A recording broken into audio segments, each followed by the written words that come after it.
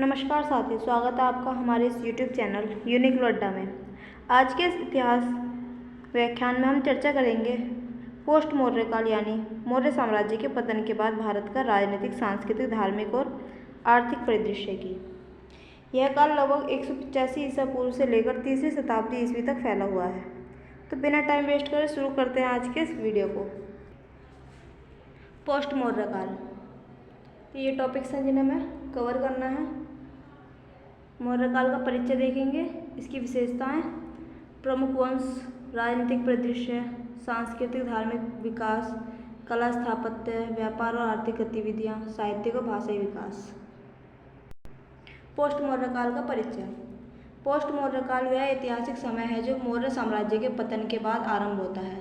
इसका मतलब यह है कि भारत पर मौर्य काल का शासन रहा, बहुत सारे राजा आए जिन्होंने इस पर शासन किया, लेकिन एक टाइम के बाद क्या हुआ, भारत से मौर्य काल की समाप्ति होनी चालू हो गई।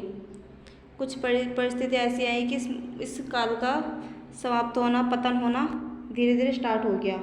और उसके बाद मौर्य काल के बाद में बहुत सारे छोटे छोटे वंश आए जिन्होंने भारत पर शासन किया। तो उन वंशों के बारे में हम जानेंगे, किन किन वंश ने भारत पर शासन किया। जो मौर्य साम्राज्य के पतन 185 ईसा पूर्व के बाद आरंभ होता है और गुप्त साम्राज्य के उदय यानी कि मौर्य काल के बाद कौन सा साम्राज्य की स्थापना हुई, गुप्त साम्राज्य की, लगभग 320 ईसा ईस्वी तक चलता है। यह काल भारतीय उपमहाद्वीप में राजनीतिक विखंडन, सामाजिक परिवर्तन, धार्मिक विविधता और सांस्कृतिक आदान प्रदान का समय था। मुख्य विशेषताएं। राजनीतिक विखंडन। मौर्य साम्राज्य के पतन के बाद भारत में कई क्षेत्रीय राजवंश उभरे, जैसे कि शुंग, कण्व, सातवाहन, शक, कुषाण और नागवंश।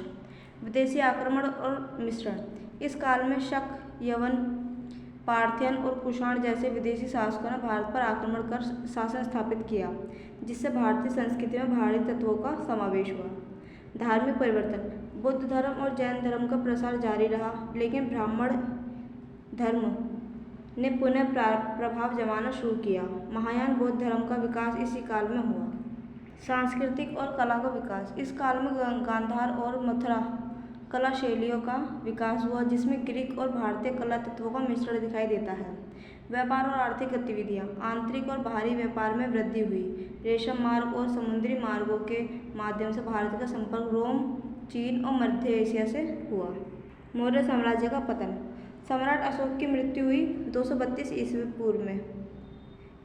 सम्राट अशोक की मृत्यु के बाद मौर्य साम्राज्य कमजोर पड़ने लगा। कई प्रांतों में स्वतंत्रता की भावना जागी और राजकीय नियंत्रण ढीला हो गया। अंततः 185 ईसा पूर्व में ब्राह्मण सेनापति पुष्यमित्र शुंग ने अंतिम मौर्य सम्राट बृहद्रथ की हत्या कर दी और शुंग वंश की स्थापना करी। अंतिम जो मौर्य सम्राट था वो कौन था? बृहद्रथ थी। उसकी मृत्यु किसने की थी, हत्या किसने की थी? पुष्यमित्र शुंग ने, और उसकी हत्या करके शुंग वंश की स्थापना कर दी थी। प्रमुख वंश और राजनीतिक परिदृश्य। शुंग वंश, इसकी जो कालक्रम देखेंगे इस वंश का 185 ईसा पूर्व से 75 ईसा पूर्व तक चला। पुष्यमित्र शुंग ने ब्राह्मण धर्म को पुनर्जीवित किया, तो इसके जो संस्थापक माने जाते हैं पुष्यमित्र शुंग को माना जाता है, शुंग वंश के संस्थापक। और उसने क्या किया? ब्राह्मण धर्म को सर्वोपरि बताया, उसको पुनर्जीवित किया। बौद्ध धर्म से विरोध का संकेत मिलता है, लेकिन कुछ साक्ष्य बौद्ध स्थापत्य संरक्षण की भी बात करते हैं। उन्होंने यवन आक्रमणों का सफलतापूर्वक प्रतिरोध किया। इसके बाद आता है कण्व वंश, 75 ईसा पूर्व से 30 ईसा पूर्व तक। शुंगों के बाद सत्ता में आया कण्व, ब्राह्मणों का ही एक और वंश। अंततः दक्षिण भारत के सातवाहनों ने उन्हें समाप्त किया। प्रमुख वंश और राजनीतिक परिदृश्य। सातवाहन वंश लगभग 230 ईसा पूर्व से 220 ईस्वी तक। आंध्र प्रदेश और महाराष्ट्र क्षेत्र में प्रभावी। गौतमी पुत्र सातकर्णी सबसे प्रसिद्ध शासक थे। तो सातवाहन वंश के जो शासक माने जाते हैं वो थे गौतमी पुत्र सातकर्णी। उन्होंने सब क्षत्रपों को हराया और ब्राह्मण धर्म को पुनर्स्थापित किया। इस काल में प्राकृत भाषा में अनेक शिलालेख मिलते हैं। उत्तर पश्चिम भारत में विदेशी शक्तियाँ। इंडो यूनानी, जिन्हें हम यवन के नाम से जानते हैं, बोखारस से आए।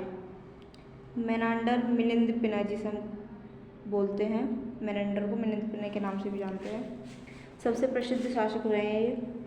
मिलिंद पनय में बौद्ध भिक्षु नागसेन से उसका संवाद वर्णित है। उन्होंने पुस्तक लिखी थी मिलिंद पनय नाम की, मेनांडर ने। उनकी पुस्तक बहुत पूछी जाती है, इम्पोर्टेंट है ये। शक मध्य एशिया से आए। पश्चिमी भारत में शक क्षत्रपों का प्रभाव। रुद्रदामन का नाम प्रसिद्ध है। शक राज्यों में रुद्रदामन का नाम पहले नंबर पर बताया जाता है, जिनका जूनागढ़ शिलालेख संस्कृत में है। कुषाण वंश मध्य एशिया से आए यूची जनजाति से संबंधित प्रमुख शासक कनिष्क। इन्होंने महायान बौद्ध धर्म और गांधार कला को संरक्षण दिया। ये लिस्ट दी हुई है जिन जिन वंशों ने भारत पर शासन किया था। तो ये हमारे सारे राजवंश हैं और इनके संस्थापक हैं। तो इन्हें आप देख सकते हैं। हर्यक वंश के बिंबिसार हो गए, शिशुनाग के शिशुनाग हो गया, नंद वंश का पद्मानंद हो गया, मौर्य वंश का चंद्रगुप्त। तो ऐसी है, सारे दे रखे हैं।